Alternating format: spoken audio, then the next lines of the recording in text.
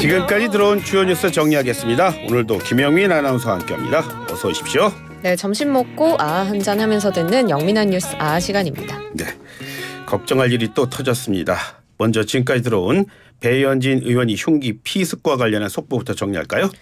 충격적인 소식이었습니다. 어제 오후 5시 18분에 국민의힘 배현진 의원이 서울 강남구 신사동에서 개인 일정을 소화하던 중에 괴한에게 돌로 머리를 무려 17차례 가격당하는 일이 발생했는데요. 범인이 배 의원에게 본인이 맞는지 수차례 물어본 뒤에 테러를 가했습니다. 배 의원이 바닥에 쓰러진 이후에도 저항하는 배 의원 향해서 10여 차례 공격을 계속 이어가는 모습이 공개되면서 많은 이들이 충격에 빠졌습니다. 배 의원은 피를 흘려서 피습 직후에 병원으로 이송됐는데요. 머리에 1cm가량의 열상을 입어서 순천향대 서울병원 응급실로 이송이 된 뒤에 상처를 봉합하는 응급수술 받았습니다. 더불어민주당 이재명 대표가 부산에서 일정을 시작하면서 1월 2일에 테러를 당했었는데 그 흉기 피습이 있은 지 23일 만에 정치인을 대상으로 한 테러 사건이 또다시 발생한 겁니다. 네, 이 사건 저지른 게 10대 중학생이라고요?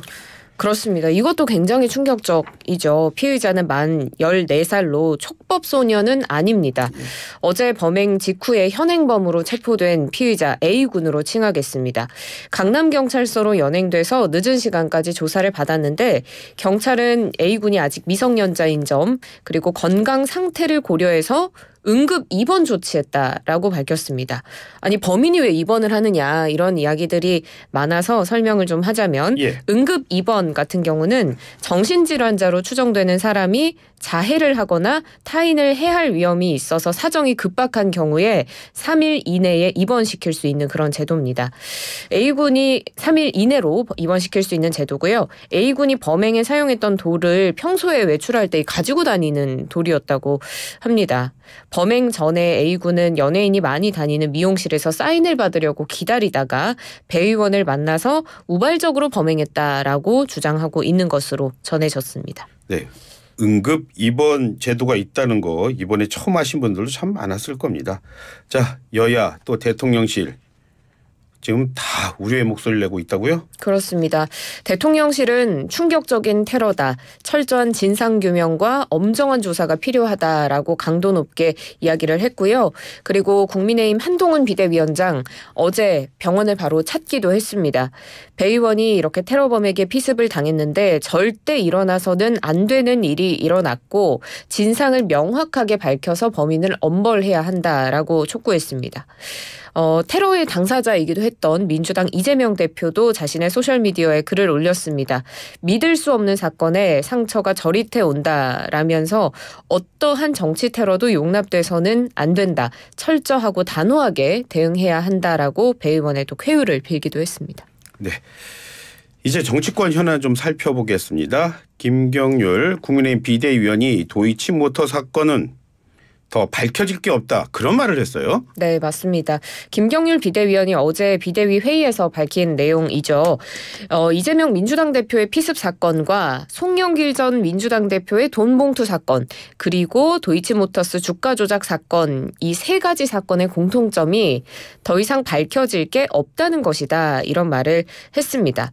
도이치모터스 사건은 경제 사건에서 밝혀져야 할 핵심 사항으로 자금 흐름이 모두 밝혀진 사건이라고 설명을 했는데 이렇게 명확한 사건들이 민주당에만 가면 왜 뿌얘지는지 흐릿해지는지 정쟁의 영역으로 가는지 모르겠다라며 민주당을 겨냥하는 모습 보였습니다. 자신은 명랑하게 살고 싶다 그런 말도 했다고요? 맞습니다. 회의 모두 발언에서 한 이야기인데 영화 쇼펜하우어를 언급하면서 쇼펜하우어가 많이 회자됐는데 관련 책을 읽으면서 가장 인상 깊었던 두 글자가 명랑이다라고 이야기를 한 건데요. 그러면서 제가 쇼펜하우어를 말하면 내일쯤 또 쇼펜하우어는 누구에게 비유한 거냐 이렇게 얘기가 나올 것 같다 이런 이야기를 했습니다.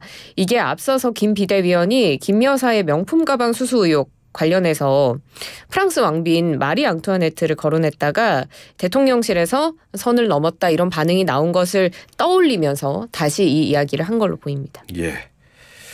정의당 비례대표인 이훈재 의원의 사직권도 정리가 됐다고요? 맞습니다.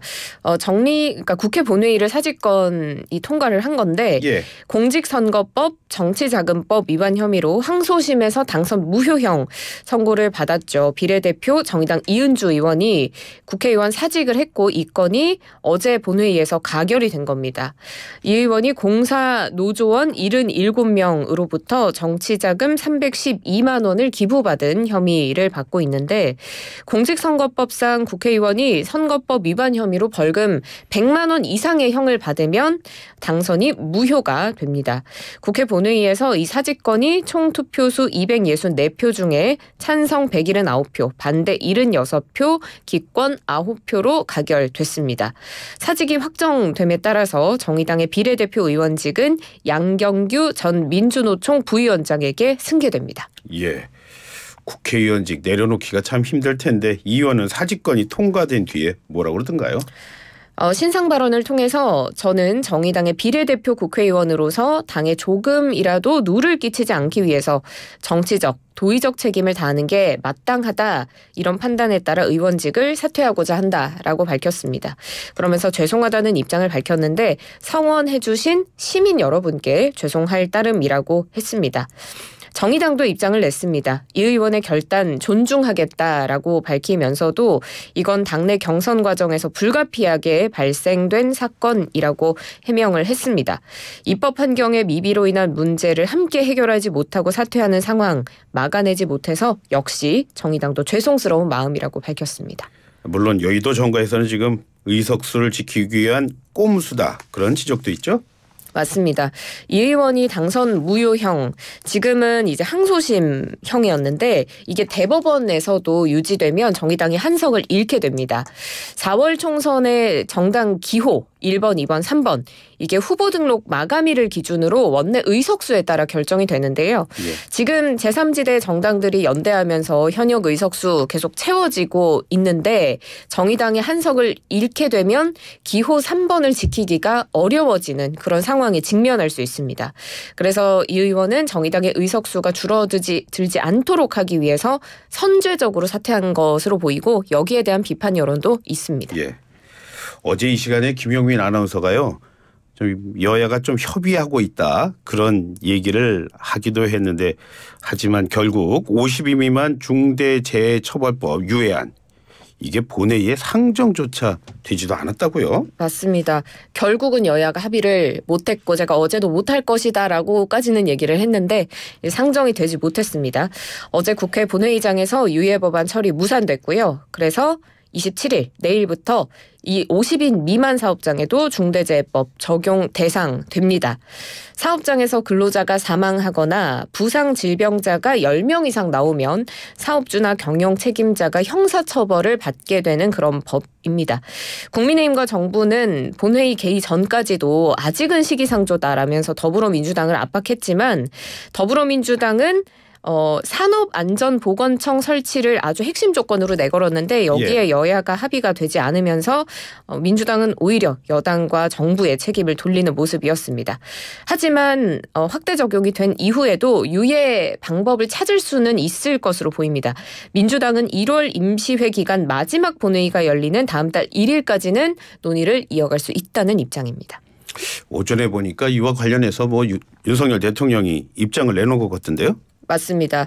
중대재해처벌법 대상 확대 유예하는 법안 처리되지 않자 윤석열 대통령은 중소기업의 어려움과 민생경제를 도외시한 야당의 무책임한 행위에 강력한 유감을 표한다고 밝혔습니다.